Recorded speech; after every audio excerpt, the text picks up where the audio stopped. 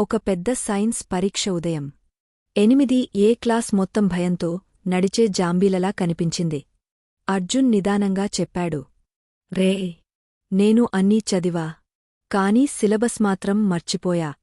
మాయమాత్రం YouTube short కంటే వేగంగా notes తిప్పేస్తోంది.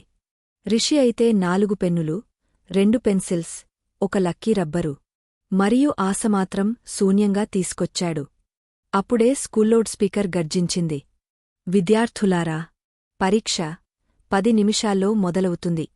అంతే, క్లాస్ మొత్తం కలవరపాటుతో ఊగపోయింది. అందరూ భయపడ్డారు. దియా తప్ప. ఆమె మాత్రం చిప్స్ నములుకుంటూ కూల్గా కూర్చుంది. చిల్, నేను యూనివర్స్తో డీల్ చేసుకున్నా. పాజిటివ్ వైబ్స్ మాత్రమే, అంది. బెల్ మోగగానే పెన్నులు మెషీన్ గన్స్లా క్లిక్ క్లిక్ శబ్దం చేశాయి. మొదటి ప్రశ్న. న్యూటన్ మూడో చట్టాన్ని నిజ జీవిత ఉదాహరణతో వివరించండి. అర్జున్ నవ్వుకుంటూ రాశాడు. మా అమ్మ చదువు అని నెట్టితే నేను కూడా తిరిగి నెట్టేస్తా. Equal and opposite reaction. Maya pen మధ్యలోనే ఇంక్ పూర్తయింది. వెంటనే ఐలైనర్తో రాయడం మొదలుపెట్టింది. రిషి అంత జోరుగా తుమ్మాడు. అతని ఆన్సర్ షీట్ 3 బెంచుల ముందుకి ఎగిరిపోయింది.